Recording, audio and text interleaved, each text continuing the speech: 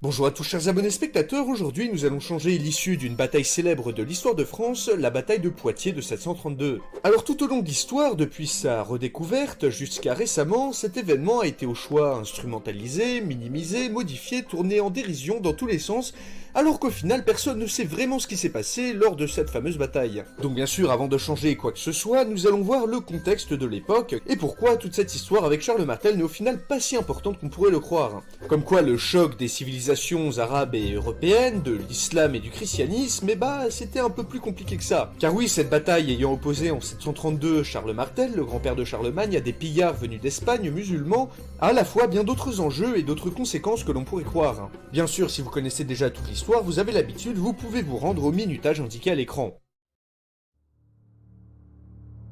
Donc pour comprendre comment une armée musulmane est arrivée jusque dans les Pyrénées quand même, on va un peu remonter le temps jusqu'en 661, date à laquelle le califat omeyyade est créé. Alors vous me connaissez, la prononciation des noms et des villes, c'est pas vraiment mon fort, donc déjà que j'arrive pas à dire Bruxelles de la bonne manière, les noms arabes qui vont suivre ne vous attendez surtout pas un miracle. Donc le califat omeyyade est le premier empire arabe à proprement parler, il prend ses origines dans la ville de Damas, et dans le cadre de la succession de Mahomet, mort en 632. Alors la succession de Mahomet, c'est un bordel sans nom que je ne vais pas vous résumer ici, mais vous avez juste à savoir que jusqu'à la création du califat omeyyade, les successeurs de Mahomet vont réussir à répandre l'islam via des conquêtes allant de la Perse jusqu'à la Libye. Seulement, le mot unité, c'était complètement inconnu pour les musulmans de cette époque. Plusieurs schismes entre différentes visions de l'islam et une organisation très décentralisée faisaient qu'il n'y avait pas vraiment de sentiment d'unité entre les centaines de tribus et les dizaines de peuples constituant le monde musulman. C'est un certain Muawiyah, c'est son nom, membre d'un clan habitant à la Mecque, qui va commencer à centraliser le pouvoir entre les mains d'un calife, donc lui-même, et autour d'une seule ville, la ville de Damas. Au passage, l'accession au pouvoir de cet homme est une des principales raisons de la rivalité entre musulmans chiites et musulmans sunnites, qui continue encore aujourd'hui. Le califat restait très décentralisé, en gros les gouverneurs d'une région étaient quasiment autonomes. D'ailleurs, ce califat n'était musulman que de nom, car la majorité de sa population était soit juive, soit chrétienne, soit zoroastrienne, une religion aujourd'hui quasiment disparue. Cependant, les non-musulmans restaient discriminés et payaient une taxe pour avoir le droit de commercer ou de participer à la vie politique. Et ça, ce sera important plus tard, rappelez-vous-en bien. Bref, après avoir géré comme il le pouvait les très nombreuses révoltes et tentatives de sécession, le califat omeyyade va réussir tant bien que mal à s'étendre, tout d'abord en Afrique du Nord jusqu'à atteindre la péninsule ibérique, donc l'actuelle Espagne et l'actuel Portugal, qui seront à peu près totalement conquis dans l'année 714. Et c'est là que vont commencer les aventures du calife au-delà des Pyrénées, dans ce qui était à l'époque les royaumes francs. En 719, lors des premiers raids dans le sud de la France, des troupes musulmanes, ce n'est pas contre Charles Martel que les troupes arabes vont tomber, mais contre le duc Eudes d'Aquitaine. L'Aquitaine, à l'époque, ça représentait à peu près ce territoire, donc c'était assez grand, et c'était complètement indépendant. Bah oui, les royaumes francs n'étaient pas unis, très loin de là, il y avait un roi des francs bien sûr, mais qui n'avait en pratique que peu de contrôle et d'autorité en dehors de son propre territoire. Charles Martel était d'ailleurs ce qu'on appelle un maire du palais. Bah oui, surprise, c'était même pas un roi, le roi des francs à l'époque c'était Thierry IV. Qui ça? Ah oui, bon bah du coup tout le monde l'a oublié, de toute façon il servait à rien. En gros, le maire du palais c'était le dignitaire ayant le plus de pouvoir juste après le roi. Dans ce cas-là, Charles Martel exerçait un contrôle quasi total sur la couronne. Bref, donc les troupes arabo-berbères menées par un certain Al-Sam ibn Malik... Al-Sam ibn Malik Al-Khalani, voilà, vont en 719 envahir la Septimanie, cette région-là, donc sur la carte, et remporter le siège de Narbonne contre les troupes du duc Eudes d'Aquitaine. Ah bah ce nom-là, ça va un peu mieux d'un coup. La région passe donc sous le contrôle du califat. 2 ans plus tard, en 721, c'est un épisode trop souvent oublié, les troupes omeyyades sont stoppées par Eudes d'Aquitaine, donc toujours le même duc, lors de la bataille de Toulouse, qui va stopper l'avancée du califat pendant une décennie entière. Selon beaucoup d'historiens, et même selon les Omeyyades eux-mêmes, cette victoire est bien plus importante que celle de Poitiers, car elle permet à Charles Martel de gagner une dizaine d'années pour sécuriser ses frontières du nord et construire une armée de vétérans. Mais bref, c'est en 732, soit 10 ans après, que le nouveau gouverneur arabe de la péninsule ibérique, un certain, alors accrochez-vous, Abd ar-Rahman ibn Amd Allah al-Ghafiqi, vous pouvez pas avoir un prénom plus long lui, qui va constituer une armée pour partir piller le duché d'Aquitaine. Il va réussir à écraser les troupes du duc d'Aquitaine Eudes lors de la bataille de Bordeaux. Le duc Eudes, lui, n'a pas d'autre choix que d'appeler à l'aide Charles Martel, et pourtant à l'époque c'était son ennemi juré. Donc Charles Martel, lui, il est ravi, cet appel à l'aide lui permettra enfin de gagner en influence dans la région et de mater ce duc d'Aquitaine trop insolent. Les deux armées, donc omeyyades, composées d'arabes et de berbères, ainsi que d'espagnols islamisés, ainsi que l'armée franco-aquitaine, vont se rencontrer dans un lieu situé entre Tours et Poitiers. On ne sait aujourd'hui pas exactement où, en tout cas ce qui est sûr c'est que ce n'est pas à Poitiers même. Alors les historiens de l'époque n'ont pas été très bavards sur cette bataille, elle est donc assez mal connue. On sait qu'après quelques petites batailles, les Omeyyades sont repoussés et massacrés par les troupes de Charles Martel aidées des troupes de Eudes d'Aquitaine. La victoire a tout de même quelques grosses conséquences, notamment l'expansion musulmane qui est stoppée en Occident, ainsi que Charles Martel qui va profiter de sa victoire pour se montrer en tant que défenseur de la chrétienté par rapport au pape. Il réussit également à étendre son influence dans le sud de la France, mais cette victoire ne marque pas la fin de la présence musulmane en Europe. En effet, Charles Martel affrontera encore les Sarrasins, donc les Sarrasins c'est le nom donné aux musulmans, et ce n'est qu'en 759 que le fils de Charles Martel, un certain Pépin le Bref, expulsera définitivement les Sarrasins en dessous des Pyrénées, en reprenant la ville de Narbonne. On a également des traces d'attaques dans le sud de la France jusqu'au Xe siècle, c'est-à-dire à peu près le moment où les peuples espagnols vont entamer la Reconquista, qui finira par expulser totalement d'Europe les occupants musulmans. Du côté omeyyade, cette défaite marque le coup d'arrêt de leur avancée en Europe et le début d'une grande période de troubles internes.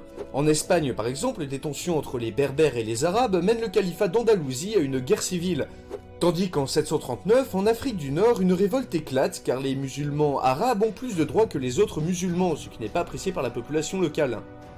Et en 750, les Abbassides, une dynastie venant de Perse, réussit à renverser la dynastie omeyyade, va massacrer toute la famille au passage, tranquille, et va fonder le califat abbasside qui prendra le relais jusque dans les années 1250. Donc comme vous l'avez vu, même si la bataille de Toulouse était plus importante, la bataille de Poitiers a eu son lot de conséquences qui ont littéralement bouleversé l'ordre politique franc de l'époque.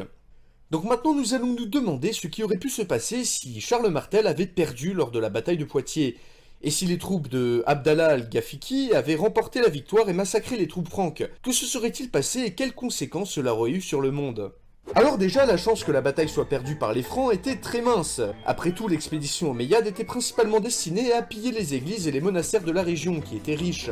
De plus, ces armées musulmanes étaient loin de leur base et n'étaient également pas habituées au terrain et au climat. Seulement, il est bon de rappeler que la conquête de la péninsule ibérique, donc de l'Espagne et du Portugal actuel, par les Omeyyades, est partie à la base d'une simple expédition de pillage. On aurait donc peut-être pu voir le même schéma se répéter en Aquitaine. Tout va dépendre déjà de l'étendue de la victoire. Aurait-ce été une sorte d'égalité? Charles Martel aurait-il été tué dans la bataille? Tout cela aurait tout changé. Cela aurait également dépendu de la réaction des Omeyyades à leur victoire. Alors ils sont juste contents d'avoir pu ramener plein de fric chez eux, ou alors ils prennent carrément la confiance et ils envoient beaucoup plus de troupes dans un objectif de conquête. Les deux auraient été possibles. On va dire ici que la bataille est gagnée par les troupes musulmanes, mais que Charles Martel n'est pas tué. Par contre, son armée se fait littéralement tailler en pièces. Donc dans ce scénario, pour Charles Martel, les effets immédiats de cette défaite sont très nombreux.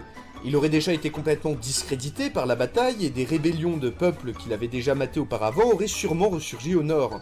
Donc on va faire un choix clair dans ce scénario, les Omeyyades constatent la faiblesse des royaumes francs et décident d'envoyer plusieurs armées dans un objectif de soumission et de conquête avec des engins de siège, de l'infanterie et tout le tralala.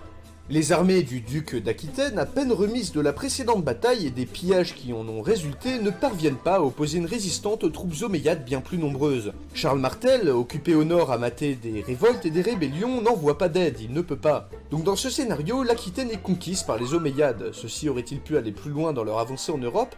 C'est peu probable. En effet, l'Aquitaine était déjà très difficile à digérer, même pour un empire aussi gros que les Omeyyades. C'était une province riche, avec une noblesse fière et nombreuse, et une grande population. Et le royaume franc en face était beaucoup plus costaud que ce que les Omeyyades avaient pu rencontrer en Espagne, au niveau opposition. D'ailleurs, les Aquitains ne se seraient pour la très grande majorité jamais convertis à l'islam. En effet, les Omeyyades pratiquaient dans les territoires occupés ce qu'on appelle la jizya, on en a parlé tout à l'heure, rappelez-vous, une taxe pour les non-musulmans. La province d'Aquitaine étant riche, plus de chrétiens voulait aussi dire plus d'argent de taxes, et par pur intérêt pragmatique, les Omeyyades n'avaient aucune raison de convertir tout le monde par la force, et auraient sûrement préféré collecter de l'argent à la place. L'Aquitaine serait donc restée chrétienne et seuls quelques nobles ou notables se seraient convertis pour servir leurs propres intérêts financiers. Même en faisant beaucoup d'efforts d'imagination, une Europe entièrement musulmane suite à une défaite à Poitiers, ça aurait été très difficile à réaliser. Sans le prestige gagné durant cette bataille, Charles Martel n'aurait également pas pu, ou alors très difficilement, se désigner comme le protecteur de la chrétienté auprès du pape. Et sans cette victoire, il n'aurait pas non plus, à mon avis, osé discréditer les Mérovingiens, donc le roi Thierry IV, aux yeux de la population. Les enfants de Charles Martel, notamment Pépin le Bref, n'auraient donc sûrement pas été rois. Ou alors plus tard que dans la réalité. Cela a pu lui permettre de continuer le travail de son père et de mettre sur le trône son fils, un certain Charlemagne, je ne sais pas si vous le connaissez. Étant donné que Charlemagne est un petit peu le père de la civilisation européenne, si jamais il ne monte jamais sur le trône, les conséquences sur l'histoire du monde sont cataclysmiques. Je traiterai d'ailleurs sur mon sujet dans une autre vidéo. Cela aurait changé tous les événements importants du Moyen-Âge, changé les pays, les frontières, et cela aurait eu également des conséquences jusqu'à nos jours. Donc si Pépin le Bref reste maire du palais, ne devient pas roi, cela veut dire pas d'états pontificaux. En effet, durant le Moyen-Âge, le pape avait ses propres territoires qui lui ont été donnés par, à votre avis, Pépin le Bref. Tout ceci a permis de rendre le pape puissant et influent dans le monde chrétien, sachant qu'avant il n'avait pas tant d'influence que ça. Donc si Pépin ne devient pas roi, il n'aurait sûrement pas pu augmenter l'influence du pape sur le monde chrétien et la religion se serait sûrement moins diffusée en Europe. On peut imaginer que certaines régions païennes le restent plus longtemps ou que l'église orthodoxe de l'Empire byzantin remplisse le vide. Donc dans ce scénario, l'Europe ne s'islamise pas, mais elle se christianise beaucoup moins. En soi, l'Aquitaine aurait sûrement été libérée tôt ou tard, ainsi que le sud de la France et l'Espagne, car la région était trop grosse pour les Omeyyades en plein trouble interne. Mais c'est surtout au niveau politique que ce scénario va tout changer, car pas de Pépin ni de Charlemagne veut également dire que le système féodal avec les vassaux, les seigneurs, serait apparu beaucoup plus tard. En effet, c'est eux qui ont eu l'idée de l'implémenter. C'est donc toute l'histoire de l'Europe qui change grâce à ce scénario. Cela aurait voulu dire des dynasties de rois différents, et pas seulement chez les Francs, mais dans toute l'Europe. Cela aurait également voulu dire une influence musulmane plus marquée en Espagne et un peu en Aquitaine, notamment au niveau de l'art, ou quelques mots qui nous seraient parvenus aujourd'hui. Également une papauté affaiblie par rapport à la réalité et un monde chrétien bien moins influent que dans notre monde. Cela aurait aussi voulu dire que les cultes païens auraient survécu plus longtemps et auraient eu plus d'influence dans certaines régions. On pourrait même aller plus loin en disant que l'Empire byzantin, vous savez, les restes de l'Empire romain, ainsi que leur religion, auraient eu beaucoup plus d'influence sur l'ouest de l'Europe que dans la réalité. En fait, la défaite de Charles Martel à Poitiers aurait eu beaucoup d'effets, mais pas forcément ceux attendus. L'islamisation et la conquête musulmane de l'Europe n'auraient par exemple sûrement jamais eu lieu. Par contre, des dynasties entières auraient été changées par l'issue de cette bataille, la religion chrétienne en serait sortie affaiblie, et l'Europe aurait mis beaucoup plus de temps à se structurer et à former des pays plus ou moins cohérents. La carte du monde aurait été complètement changée. C'est toujours intéressant de se poser ce genre de questions car cela permet de se recentrer sur les éléments importants de cette époque. La rivalité religieuse était au final un prétexte, une raison très secondaire de ce conflit, le plus important restant au choix la richesse ou les intrigues politiques. En tout cas, j'espère que vous avez apprécié cet épisode un peu plus complexe que d'habitude. Si vous avez aimé la vidéo, n'hésitez pas à me mettre un petit pouce bleu et à vous abonner en n'oubliant pas de cliquer sur la petite cloche, ça me ferait super plaisir et ça m'aiderait vachement. Vous pouvez également me suivre sur les réseaux sociaux, Facebook, Twitter, me faire des dons en regardant des pubs sur Utip et sur Tipeee. Et en attendant, on se dit à la prochaine pour une nouvelle vidéo.